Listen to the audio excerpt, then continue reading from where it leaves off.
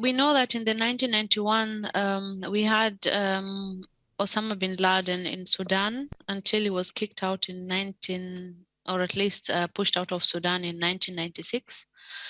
And we know about the attacks on the on the U.S. embassies in Kenya and Dar es Salaam in Tanzania. So Al-Qaeda has been active in this region, particularly in East and the Horn of Africa, for quite some time compared to other parts of Africa. We have issues of governance, issues of people lacking empowerment, and these are the things that have been well manipulated or utilized by these groups for mobilization, and they've been successful.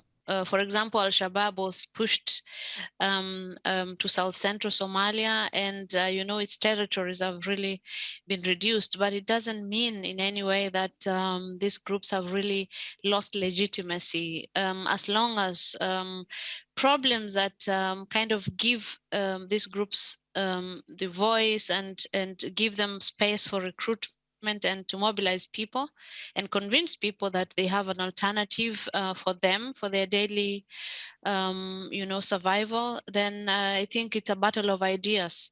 And in terms of conviction, I'm quite convinced that many people still believe in these ideas, just because alternative ideas are not as competitive.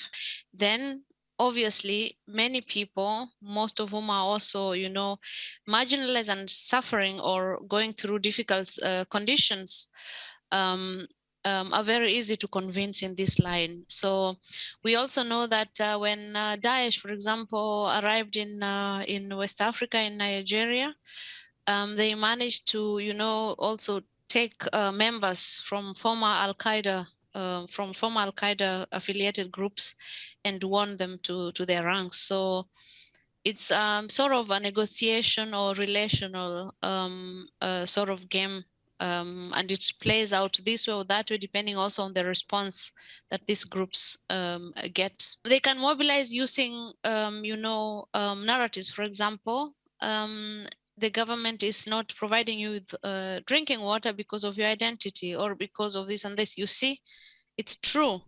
And you can see by this and this experience, because the police is, the law enforcement is all the time on your neck and following you up and, beating your children and killing your relatives. And when this is utilized, then they're able to succeed. And it doesn't really matter so much, because according to my interviews also, most people are not well versed with Islamic theology. And this is how these groups gain legitimacy. Then, there are places which are really on the outskirts, most northeastern areas, whether in West Africa or in East Africa. These are places where that is really barely or rarely, compared to other parts of these countries, reached by government services or, state services. And therefore, it's very easy to convince. So they can either use coercion or conviction. So, and we know that Sheka was killed in May, and it was in similar circumstances where they differed and had to kill him, and then convinced his followers to follow the ranks.